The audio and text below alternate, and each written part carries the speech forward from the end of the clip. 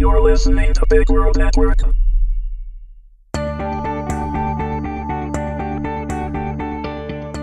Accidental Passion, Episode 3, P.I., read by Megan Hedin. Warning! Although there is no material subject matter within that couldn't be found in any general bookstore with no age constraint, this series is rated 18 and contains adult situations and content. It is intended for mature audiences only and should not be read if you are uncomfortable with graphic sexual intimacy. Kim studied the man. He looked the part of the private investigator, but had a very relaxed demeanor and a kindness about him. The only thing that didn't fit was his name. He just didn't look like a Gene, and she knew why when he explained that everyone called him by his last name and referred to him as Woods. That seemed to fit better, she thought, as she sat across from him in her living room. So you probably want to know how I ended up being here tonight when Rick accosted you? He posed it as a question and not a statement, which she liked. It was just a subtle thing, but it showed her that he was unassuming. That would be a great start, she replied, shifting her legs under her on the couch. We actually almost met the other day, he said. We did? Her curiosity was piqued. Yes, in the parking lot of the strip mall where Rick had approached you. You didn't see me, but I had climbed out of my car and was heading over just as your friend saw you and scared him off. You were there? She asked, following it immediately with another question. But why? I was hired to find you with only some very basic information. The only way I could be certain you were the person I was looking for was to follow you and take a few pictures for my client to make sure. More questions needed answers first, so Kim resisted the urge to ask him immediately who had hired him, and instead let him continue. When I told my client about the incident, and having been an investigator for years, I knew your safety was truly in question. He requested that I continue to follow you, making it very clear that it was not to watch you, but to provide discreet protection. He was very adamant that he didn't want to know anything about your actions, and I was only to report on your safety. He paused for a moment, and then added, Even if he hadn't hired me, I would have followed you. It was clear to me that Rick had reached a dangerous point emotionally. Kim instinctively knew he was telling her the truth, that he would have made sure she was safe, even if he hadn't been hired. How is he, by the way? Kim asked. He's alive and will be fine, but my guess is he will be serving some jail time. Unfortunately, it probably won't be that much time. If it's his first offense, he will probably be able to plead it down to something less than attempted kidnapping. His gun was licensed, so he probably won't even be charged with firing at me, being able to claim self-defense since I wasn't an officer of the law. You don't need to worry about that, though. We will make sure he will leave you alone, he added, as reassuringly as possible. Who is we? Kim asked, unable to resist any longer. The question had been running through her mind since she had first learned he was a private investigator earlier that evening. Before discovering that the person who hired him was someone who wished to locate her, she had been unable to imagine anyone in her life who would have hired an investigator. His name is Ryan. He paused, looking at her to see if there was any recognition with the name.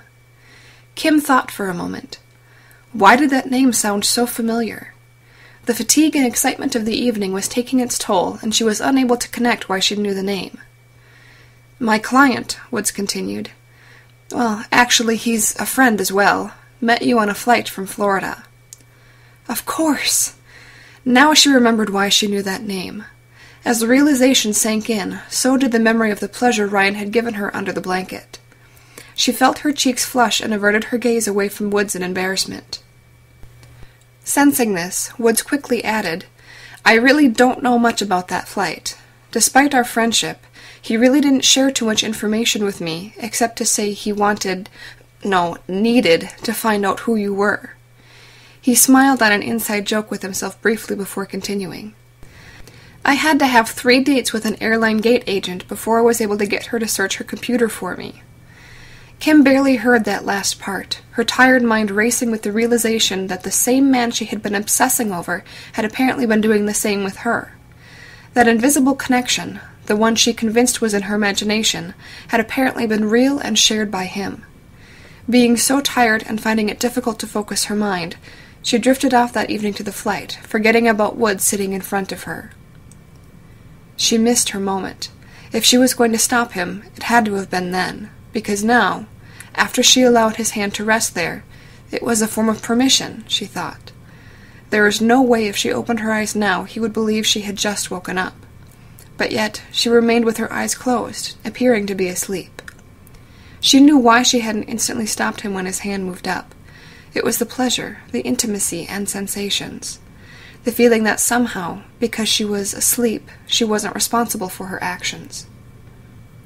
As his index finger gently slid under her panties at the crease of her inner leg, she knew there was no turning back now.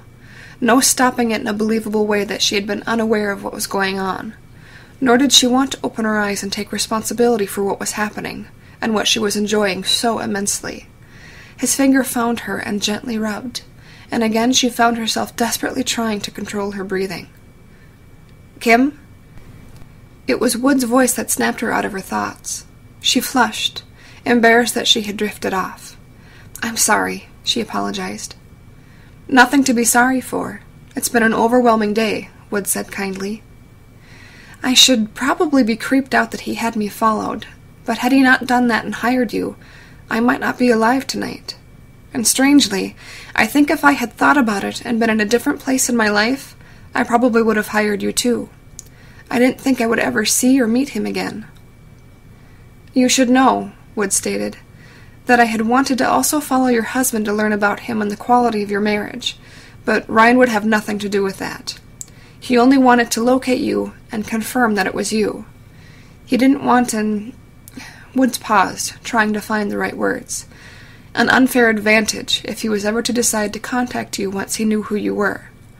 He wasn't even sure he would, but he knew he had to have that option. Apparently you've been on his mind."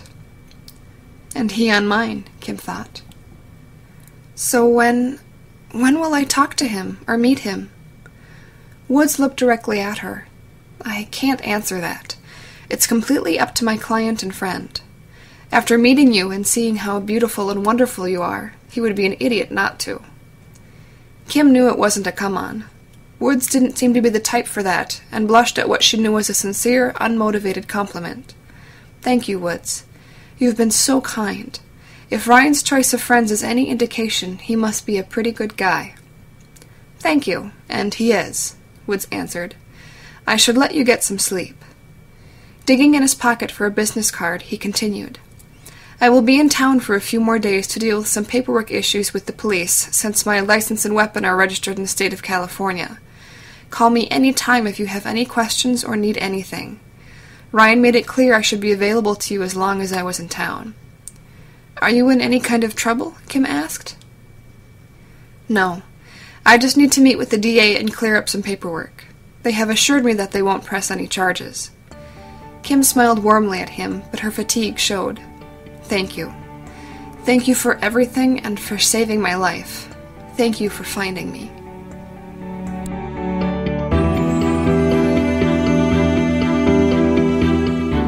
This has been a presentation of Big World Network. Visit us on bigworldnetwork.com for more free weekly series, or follow us on Facebook and Twitter. Thanks for listening.